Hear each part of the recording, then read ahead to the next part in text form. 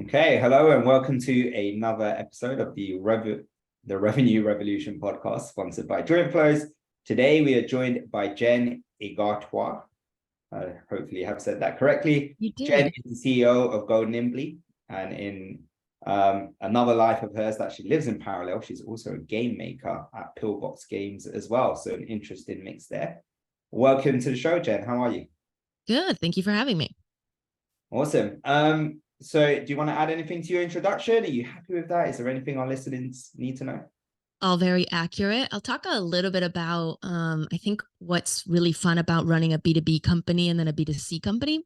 Yeah. So yes, my day job, CEO of Go Nimbly, we're a revenue operations consultancy. So we work with big brands like Twilio and Zendesk and Intercom. Super proud of the companies we work with. And we help operationalize them, all things RevOps. And then nights and weekends, I spend with my friends in Brooklyn selling a $25 game. So very, very different. In fact, when we started making our first game, Side Effects, the manufacturer said it was the most expensive card game they've ever made. Oh, wow. And that's not good feedback. That's me getting pitched. What if we put gold foil on it for 3 cents? And I'm like, 3 cents? Yes. It's like when you speak in the dollar amounts that we speak in SaaS, and then you try to pitch me something for 40 cents. I'm saying yes, until all of a sudden, I'm not making any money. Learned our lesson, but it's been very fun. What's the game about? It's called Side Effects. So it's actually a game. We made a game about mental disorders. We thought it was like a topic that it's important and people don't talk about it enough. So it's dark humor. Everybody starts out with an array of mental disorders like depression and anxiety and impotence. And you have to be the first to treat yourself with drugs and therapy. But every time you take drugs, you get side effects. I don't know if you have these commercials in the UK, but in the US, every time you have a drug commercial, you have to list all the side effects, and it's like 50% of the commercial. So we were making fun of that. Fair enough. It sounds interesting. Thank you. Okay, so let's jump straight into it. Let's start more with the RevOps and consultancy to begin with. Maybe we can dig into the game making as well. But obviously you've been at Go Nimbly for over 7 years now, which is great, and I'm sure you've seen a lot of change in that period of time as well. It would be great to start off by talking about some of the changes that you've seen. So in particular, working as more of a consultancy, you work with a number of different softwares and brands across that period of time. How are you seeing RevOps change for the better or the worse, and how is that impacting the outcomes that we're seeing at companies? Yeah. Well, I'll start even a little before I started Go Nimbly. Before that, I worked at IBM. Like basically, it was a Bluewolf company, and then they got bought by, it was Bluewolf got bought by IBM and became an IBM company. Bluewolf was the first partner with Salesforce. So I started out my career there as marketing automation. I was doing Eloqua and Marketo consulting. And I very quickly realized anything I did in that system was going to affect the sales team and Salesforce. And that's when I started to get really interested, like, why are sales and marketing teams so mad at each other? We should be mad at finance. Like, they're the ones keeping us from getting money. They're the ones that are telling us no. So that's what got me really interested in sales and marketing alignment. And the people angle really interested me, but I slowly realized like a lot of the problems end up being silos that you can find in data or silos that you can find in your technology, things just not integrated. So we started Go Nimbly under the tagline, RevOps didn't exist. The term didn't exist. We started it as unifying the business stack. That was our tagline and the reason we existed. So we did a lot of work integrating products, making sure that your lead flow was working. It was highly technical. And then we started to really push on the people side, did workshops, talked about RevOps strategy. And that's when kind of the RevOps, like a few years later, the RevOps term came up and we were like, that's what we do. And we were the first consulting company to call ourselves a RevOps consultancy and create products around that. And, the things that I've seen, or I'll tell you one thing that I think has been recent and in the last couple of years, and it's big. We used to draw tech maps all the time, and Salesforce was always in the middle, and that's changing. I don't know, Salesforce might get mad at me if they listen to this, but now we're seeing a data warehouse in the middle.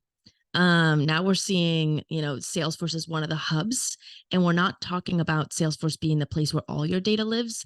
And that's definitely a big change. Obviously, a lot of work behind making that a smooth process for everyone. But that's the latest client that we had where we're implementing their entire customer stack. We did not put Salesforce in the middle. And I remember being like, okay, these flow diagrams are looking different. Yeah, it's something we are noticing as well. So we help RevOps teams and commercial revenue teams, but there's always a question about what's the main system of records and where do you actually see and visualize your data. And one of the companies we were speaking to earlier in the week had a BI tool, essentially taking the data out of HubSpot in that case, but also essentially translating other data sets into something that then becomes coherent. Yep. Where do you see, where do you start when you have a project like this? Because it's such a big piece of work. Oh, if somebody comes to me and they're, early enough where they're saying, look, I don't have much tech. Maybe they've built it on top of their own product. Maybe they're still working out of like Airtable and Notion. They're saying, okay, we're ready for some sort of CRM. This is probably pretty boring. We start with requirements calls, right? We really get down to give me all the use cases that you're thinking. Let's push 1 to 2 years ahead. Tell me other things that you think are going to come up. And then we look at each of those and we say, all right, are these nice to haves? Are these must haves?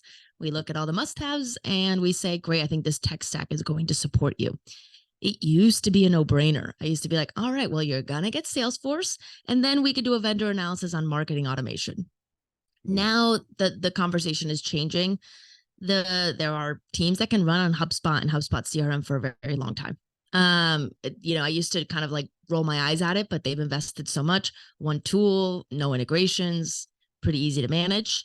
And so, the conversation is a little harder now because we have to really weigh the options of managing, something like Salesforce versus something as easy as HubSpot. And you've got a lot of experience on product-led growth and all the operational layer sitting underneath. Teach me about the topic as if I was brand new. Love it. Okay, PLG, product-led growth, not new. We've been doing it for a long time, but we came up with a fancy name for it. So Twilio was our first client. And we didn't have the term product-led growth. Back in 2015, I think is when we started working with them. We did a project with them where the conversation was around developer-first marketing and developer-first mindset. That's what we called it. It was PLG. We were trying to get developers to sign up and use the product, and then they would bring it up to their bosses that they want to use this product. So I give that story because it's not new. Zendesk, free trials campaigns. That's what we built when we worked with them. Again, 2016, I think we worked on that project. We were doing free trial campaigns to try to convert them. We were testing out 15 days versus 30 days. What would that look like? Would it convert? That's PLG. And so I say that because I think we're on the top of the hype curve on PLG right now. And I love it. It's a passion of mine, but it's not new. I think it's important because it makes it feel scary when nobody's done it, but we've been doing it for a while. Yeah, and you're right. We are at the height of the curve of it. I can feel that as well. What would be the reasons why someone should adopt the strategy as product-led growth? Oh my gosh. Okay. So the theory, which in some cases has been debunked, but I'll go with the pure theory, is with product-led growth, your platform is selling for you, right? So you'll put more investment in your R&D. You'll spend money there. And then the idea is that you're spending less money on sales team and salespeople, and you're going to have better economies of scale. Some recent data has shown that that's actually not the case. They're overspending on R&D and they're overspending on sales and marketing. So the idea, right? Slack years ago said that they were like, we don't think we'll ever have a traditional sales team. That was what their CEO said. And, no shade, like you learn, right? You grow and you learn, but they have a very decent sized sales team. So does Notion. So does, Figma, like all these tools that we look up to and we say, all my clients, Intercom, Zendesk, Twilio, they all have massive sales teams. Yeah. So I think that there's, if you're going to go down the route of saying, I want a product-led growth model, especially if you're doing B2B, not B2C, B2C is a different game. But if you're doing a B2B Yeah. Get used to the idea that you're going to need to do product-led sales. You're going to need to maximize on your growth engine.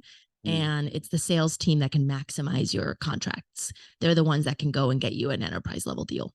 Yeah, absolutely. Yeah, I guess there's a point of diminishing returns as well in terms of the amount of money that you're putting into R&D to the point where it stops driving that value. How is, if you were speaking to any founders out there who are going through this actual process as well, now I've come across founders who are very reluctant to move away from product-led growth as well. Sure. They're firm believers in it. And how would you identify where that point of diminishing return begins? Oh my gosh. I don't know if I know like a quantitative answer to that, but what I would say on your journey, if you're hitting the $5 million ARR mark, you're probably thinking about a sales team. So, if you're kind of there, if you're before that, I understand why you might not be thinking it. And then if you think about companies getting bigger, they're going to have more motions. And that's, I think, the thing is PLG, it's a company strategy, but it's a sales motion. And, there's nothing wrong with inputting more motions. And we're giving these motions names, like event-led is another thing that I'm hearing a lot. Community-led growth. The idea is, can we invest in these areas in order to create leads? We're renaming things or rebranding things. It's fine. We have new terms for it, but you're going to have multiple motions as a company if you really want to get to that $100 million level. So I would say it depends on your dreams. If you are happy, kind of hitting 5 million ARR, and again, no issue, that's congratulations, that's amazing. And you want to keep product led and you want to maximize on that, great. If you're trying to get huge, you're going to want a sales team and you're going to want other motions as well. Yeah, absolutely. Jen, would you say that you can start with a PLG business model and then evolve into an enterprise kind of in parallel? Is it easier to do it that way around? Or is it easier to do it the other way around and start with a traditional sales process with a sales team running the deals and then gradually insert the right events so that you can do a PLG model? They're both hard. So I don't know that there's pros and cons, and some things are easier than others, right? Like sales teams are humans. PLG is building a product that's easy for users to use. Like it's both sides. HubSpot has a really interesting story because you don't see a lot of you don't see as many use cases of companies that start out with a big sales team and then move into PLG. So HubSpot's an interesting one, also in a category that you would not think could do it. When they built their CRM, that was free trial. That was a free platform that they were using. And so that's actually a really incredible story where they've really managed to build an entire self-serve product that didn't cannibalize from their marketing platform. So I would look at that case study if you are a company with like a really, really solidified sales team that wants to move into PLG. They decided basically to create a startup within a startup that did it. So they're kind of interesting. There's a lot of case studies of product companies that then introduce sales. So, from that perspective, I would say it's easier that way because more companies are doing it. There's more playbooks for it. Yeah, absolutely. I want to talk a little bit about something that we spoke about before we hit the record button as well. And so when we're talking about the problems or the opportunity areas that you address, some of it is to do with how organizations are set up. Operating in silos is something that I've come across regularly within my career and at different companies as well. And it can be really difficult to get these silos to come together and start working in a cohesive manner. How do you go around firstly identifying that there is a problem over there in terms of the way these companies are operating, and how do you engage them enough to get them to the point where they want to move away and break out from silos? Yeah, and we're talking about PLG a little bit, and I would say this is for any company. Anybody's going to deal with this. PLG companies have it a little bit harder too when you're trying to introduce product-led sales because you're now introducing a product silo as well into the equation. It's kind of the great unifier. If you're going to nail PLG, you really have to have a super unified company because it touches everything. But let me pull back and just say a little bit of a story. So silo syndrome was a term that was coined by this gentleman, Phil Enser, in the 80s. He worked at Goodyear, and his job was to build cross-functional teams, and he had a really hard time doing it. He ultimately became a researcher on it. And he learned a couple things that have really stayed with me. One is teams are really good vertically. So that's why it's a silo. We're very good at, like, the marketing team will be all pretty aligned. Like, you don't typically hear about misalignment within that team, or the sales team will be pretty aligned. It's just a horizontal communication is very difficult in the way that we work and the way that we structure things, and it's human nature. So this isn't ugly. This isn't bad. This isn't people not trying to work together. And so, and the other thing that his research says that I hope is happening less, but top down communication strong, bottom up is hard, right? So you'll typically see management kind of in any visual about this in its own bubble at the top. So he died. He said he didn't really figure it out, but you know that we learned a lot about him. Yeah. And I know I'm going on a little bit of a rant, but I'll kind of stop and say, okay, there's a few signs of silo syndrome, and maybe you guys can say whether or not you're feeling these, but I'm going to give one example. I'll give you all of them and I'll dig into one. So information hoarding, a lack of collaboration, misalignment in different languages, built across the teams, internal competitiveness, and then team-based identity, feeling like you're more part of your team than you are the company. So like, I'm more part of the marketing team than I am part of Go Nimbly. So you probably are already, like, whenever we do this, people nod their heads and go like, okay, yeah, we have some of these. Information hoarding is an interesting one to go into, which is, it sounds ugly. It sounds like I'm not sharing information, but imagine I do some analysis and I find out that directors of RevOps convert higher than other personas in the data. Yeah. I'm not trying to hoard that, but like, how do I give that to the right people in a 600-person organization? Post it on Slack, hope it gets to the right hands. So a lot of it is just our process, the way that we communicate. It's the work behind the work. And that's what makes it really hard. It's not typically malice. Yeah. And what kind of process can you put in place in that instance? Because I understand exactly where you're coming from. I've worked at bigger companies and smaller companies. Oh, there you go. It has to fit that one in every time. And everything in between. And often what I find is that at the bigger companies, that's where, in terms of information hoarding and the inability to share, it does happen over there a lot. But in the smaller companies, at times what I find is there's an element of oversharing as well, which can also, and I'm not, everyone should be able to share in a safe environment, which is fine. But at points it can turn into an inefficient use of time if done at a regular cadence where it's information that's not necessarily needed. So how do you put the right structures in place and particularly protect the information? So let me actually yes and you a little bit. So you talked about the problems at big companies versus little companies. This is the funny thing about silo syndrome. You're going to feel it most when you're growing. And it's because the change in number of employees, the degree of specialization, the number of units and the number of incentive mechanisms are what make it go rampant. It makes us all point at different directions. It makes us all report lots of different things, have to move through lots of different humans. So the more successful and the more growth you have, the more you're going to have to combat this. So I'm not surprised by your experience. It's not that hard to break down silos between 5 people. Like, that's it. Don't hire me if you're a 5-person team. I'm just going to tell you to like meet once a week and discuss your business. So the solves are much harder when you're in a larger organization. And I like frameworks, which is why I keep going back to them. But you're going to have either like people silos, process silos, tech and data silos, figure out which one it is. The example I gave is a people one. I don't know how to share, but it could be as simple as, why don't people have access to that dashboard? Another little story, I worked with a Series B company and we were moving from founder-led sales to a sales team. So taught everybody everything, all the playbooks, things were good, but they just weren't converting as well as the CEO. Thought, sure, that makes sense. Then we listened to some calls and we found that, the CEO would do things like, I noticed, in the product you didn't do XYZ. Can I teach you? Sounds like you're stuck here. Let me help you. Asked really good questions. And the sales team wasn't doing that. And then we went like, why aren't you talking about their product usage? Like, we don't have access to that. It's like, why don't you have access to the product use data? We like built it. We didn't get logins. Well, crap. We caught it very quickly, but it's like, that's a big tech silo. Like we just didn't give them and enable them on a product that they should obviously have access to.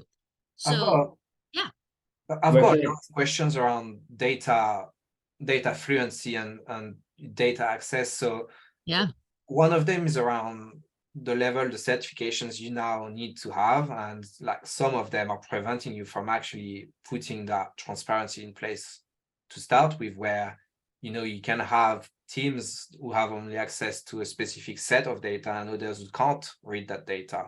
Sure. How do you break those silos when there are legal constraints built around We've worked with some healthcare companies, and you obviously can't share a lot of data. And also there's actually a good amount of infrastructure and access that you have to build in order to IPO and be, compliant. So we've played in that game before. I honestly don't think it's that complicated if you take the time to really think about, what do I lean on. Hey, read only for as much information that isn't private to the customer. Let people see it, because it's not confusing when two people are talking. They're saying like, oh, you can't see that, I can see it. So more read rather than not. I lean that way.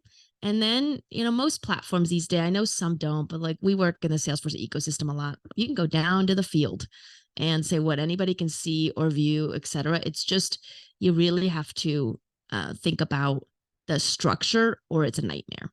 Salesforce used to run on profiles and roles. They're moving off of it. So if anybody listening is like starting their Salesforce journey, permission sets, it's, way easier and honestly makes a lot more sense. You'll have like a permission set for usage, who can see, who can edit, who can write, and really work on it that way. Yeah. But, compliance first, then you could talk access. Yeah. And you also spoke, Jen, around, you spoke about event-led processes when we do PLG. Sorry, we're jumping back in topics, but where's the starting point of where you've got enough events that you can track a specific compelling behavior versus just not enough, and then shooting yourself in the foot? Sure. I'm gonna pull that back if that's okay. I mean, you're touching campaign attribution, you're talking signals, you're talking MQL definition. I am of the mind that what we've done is we've created these like fake funnels within our organization. I hope it's okay to swear on this podcast. I call it like internal bullshit that you kind of like are creating that your customer doesn't like and doesn't need. And so we have our PLG funnel, then we have our sales-led funnel, and then maybe you have your event-led funnel, and then we're talking about marketing source versus sales source, etc. I'm not here to say that those metrics aren't important to track, just that when what I like to do is strip it back and think about, okay, I'm trying to identify a person in my database, whatever that means, a prospect who is sales ready. Could even be a customer. They need a human-led moment. And so I'm going to look at their usage if they have it. I'm going to look at their demographics to make sure they're an ICP. Otherwise, I don't want to waste my time. I'm going to look at their demographics and get a sense of, maybe some routing logic in there, but who's most important for me to talk to. I'm going to look at marketing information. So whether they went to events, what event, etc., maybe web pages. And then I'm going to look at third-party intent. And I'm going to create a machine that looks at all those things and identifies and says, hey, this person, we need to talk to them right now.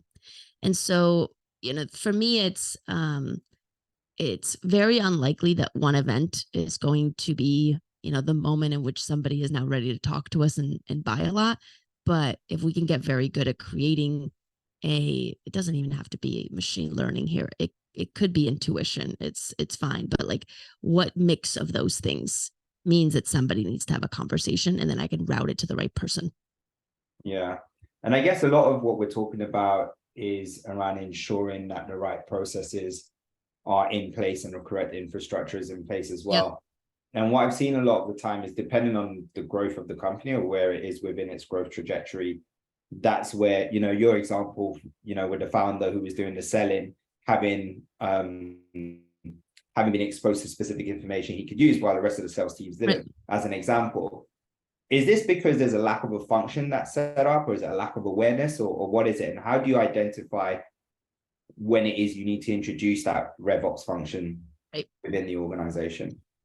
Yeah, I mean, I'm totally biased here. I think the earlier that you have an amazing operator, the better. I think operators can keep you from, and now that we're in this, I honestly think operators are about to have their, best decade, because we're really thinking about how to streamline processes, how to get more productivity out of, the teams that we have. 5 years ago, if you got budget, you just you just hired 5 AEs. You didn't think about how to make them have a higher carry capacity. And that's what a great revenue operator will do for you. They will streamline the processes so much. They will think about where our biggest conversion issue is, and they'll throw themselves at that, so that you don't have to hire 5 AEs. You could do the same with 3. So I do think that, there's the moment that you've got money and you're thinking about, hiring sales versus an operator, I urge you to hire like a really business-minded, great like operator that can unify teams. You can always outsource the tech. You can always outsource the build with like part-time architect and a part-time developer.